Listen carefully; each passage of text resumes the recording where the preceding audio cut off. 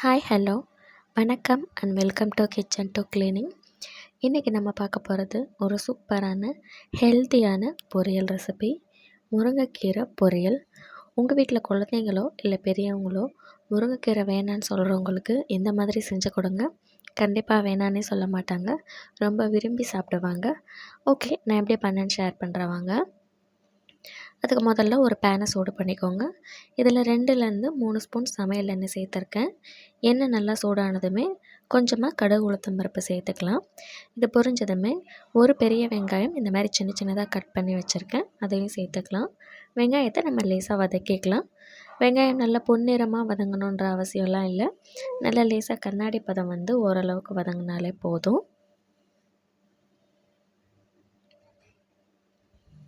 So வெங்காயத்தை இந்த அளவுக்கு நம்ம வதக்கிக்கலாம். இந்த டைமில் காரத்துக்கு உங்களுக்கு வேணும்னா 2 கார மிளகாவோ இல்லை பச்சை மிளகாவோ சேர்த்துக்கலாம். நான் காரத்துக்காக எதுவும் சேர்க்க போகிறதில்ல.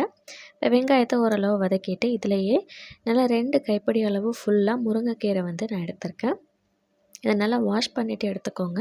ஏன்னா அதில் சின்ன சின்னதாக புழு பூச்சி எல்லாம் இருக்கும், எறும்பெல்லாம். ஸோ நல்லா வாஷ் பண்ணிவிட்டு தண்ணியெல்லாம் நல்லா ட்ரை பண்ணிவிட்டு நம்ம இதில் சேர்த்துக்கலாம். இப்போ இந்த கீரை கூடயே தேவையான உப்பு சேர்த்துக்கோங்க. உப்பு வந்து கொஞ்சம் கம்மியாகவே சேர்த்துக்கோங்க, ரொம்ப ஜாஸ்தி சேர்த்துட்டிங்கன்னா உப்பு கரைக்கிற மாதிரி இருக்கும். ஏன்னா முருங்கைக்கீரையிலே நமக்கு சால்ட் கண்டென்ட் கொஞ்சம் இருக்கும். ஸோ உப்பு வந்து பார்த்துட்டு சேர்த்துக்கோங்க. உப்பு சேர்த்துட்டு நம்ம லேசாக கலந்து விட்டுக்கலாம். இதை வந்து லைட்டாக நம்ம தண்ணி தெளித்து இதை வந்து நம்ம நல்லா குக் பண்ணணும். ஸோ நம்ம ரொம்ப தண்ணி ஊற்றிட்டிங்க அப்படின்னா ஒரு மாதிரி சொதன்னு ஆகிடும். ஸோ கீரை வந்து நல்லா இப்போ க்ரீனாக இருக்குது இல்லையா, இது வெந்துருச்சுன்னா நமக்கு நல்லா கலர் வந்து லைட்டாக சேஞ்ச் ஆகி வரும். அப்போ வந்து நம்ம தெரிஞ்சுக்கலாம் முருங்கைக்கீரை நல்லா வெந்துருச்சுன்னு. ஸோ இதில் கொஞ்சமாக நான் தண்ணி மட்டும் தெளிச்சுட்டு இந்த மாதிரி லைட்டாக மூடி போட்டுட்டு நான் குக் பண்ணுறேன். ஆக்சுவலாக கீரையை வந்து மூடி போட்டு நம்ம வேக வைக்கக்கூடாது, கீரையோட சத்தும் போயிடும், அதோட தன்மையும் வந்து குறைஞ்சிடும். நான் முழுசாக மூடலை, லைட்டாக வந்து ஓப்பன் பண்ணி வச்சுட்டு மூடி வச்சுருக்கேன். ஸோ கீரை வந்து ஓரளவுக்கு நம்ம இந்த மாதிரி சுருண்டு வந்திருக்கும்.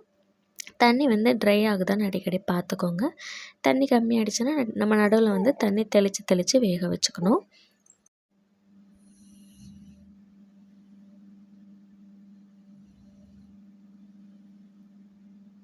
நான் வந்து இதிலையே இன்னும் கொஞ்சம் வந்து தண்ணி தெளிச்சுக்கிறேன். கீரை இன்னும் நல்லா நமக்கு வேகணும். முருங்கைக்கீரையை வந்து எப்போயுமே நல்லா குக் பண்ணிவிட்டு சாப்பிடுங்க. பாதியமாக குக் பண்ணி சாப்பிட்டுட்டிங்கன்னா உங்களுக்கு ஸ்டொமக் அப்செட் ஆகிடும். ஓகே, சைட்லேயே நம்ம ஒரு மசாலா அரைக்க போகிறோம். இதுதான் இம்பார்ட்டண்ட்டான பவுடர். இதுதான் நம்ம பொரியலுக்கு ரொம்ப டேஸ்ட்டு கொடுக்க போகுது. ஒரு மிக்ஸி ஜார் எடுத்துகிட்டு இதில் ஒரு கைப்பிடி வேர்க்கடலை எடுத்திருக்கேன், கூடவே வந்து 1 ஸ்பூன் ஜீரகம் எடுத்திருக்கேன். இதை வந்து நம்ம பவுட்ரு பண்ணி எடுத்துக்கலாம். ரொம்ப நைஸாக வந்து பவுட்ரு பண்ணிடக்கூடாது, கொஞ்சம் கொரப்பாக இந்த மாதிரி இருக்கிற மாதிரி எடுத்துக்கோங்க. நீங்கள் ரொம்ப நைஸாக பவுட்ரு பண்ணுறேன்னு நடிச்சிட்டிங்கன்னா வேர்க்கடலையிலேருந்து நமக்கு எண்ணெய் வந்து செப்பரேட் ஆகி வந்துடும். அப்போ அது ஒரு மாதிரி பேஸ்ட் மாதிரி ஆகிடும். அந்த மாதிரி சேர்க்கக்கூடாது, கொரப்பாக பவுட்ரு மாதிரி அரைச்சி எடுத்துக்கோங்க. இப்போ கீரை வந்து நல்லா நமக்கு வெந்துட்டு நம்ம சேர்த்துருந்த தண்ணி எல்லாத்தையும் நல்லா அப்சர்வ் பண்ணிவிட்டு ஆயில் வந்து லைட்டாக பிரிஞ்சு வந்திருக்கும். ஸோ இந்த டைமில் நம்ம என்ன பண்ணிக்கலாம், ஒரு கைப்பிடி அளவு தேங்காய் பூ வந்து நான் சேர்த்துக்கிறேன். உங்களுக்கு தேங்காய் பூ சேர்க்க விருப்பம் இல்லை, சீக்கிரமாக கெட்டுரும் அப்படின்னு நீங்கள் நினச்சிங்கன்னா இதை அப்படியே ஸ்கிப் பண்ணிவிட்டு நம்ம பவுட்ரு பண்ணி வச்சுருக்கோம் இல்லையா, அந்த வேர்க்கடலை பொடியை கூட நம்ம அப்படியே சேர்த்துக்கலாம். பட் நான் தேங்காய் சேர்த்தா கொஞ்சம் டேஸ்ட்டாக இருக்குன்றதுக்காக கொஞ்சமாக தேங்காய் பூவும் வந்து தேங்காய் பூ சேர்க்கும்போது அடுப்பை வந்து சிம்மில் போட்டுக்கோங்க. இப்போ இது கூடவே நம்ம பவுட்ரு பண்ணி வச்சுருக்கிற வேர்க்கடலை பொடியும் சேர்த்துக்கலாம். நான் ஃபுல்லாத்தையும் சேர்க்கல, ஒரு 1.5 ஸ்பூன் மட்டும் சேர்த்துக்கிறேன். இது சேர்த்துட்டு நல்லா கலந்துக்கோங்க.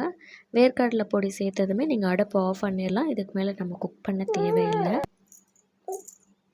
ஸோ பவுட்ரை சேர்த்துட்டு நம்ம நல்லா கலந்துக்கலாம். ஸ்டவ்வை வந்து ஆஃப் பண்ணிவிட்டு அந்த ஹீட்லேயே நம்ம பவுட்ரை சேர்த்துட்டு வதக்கிக்கலாம்.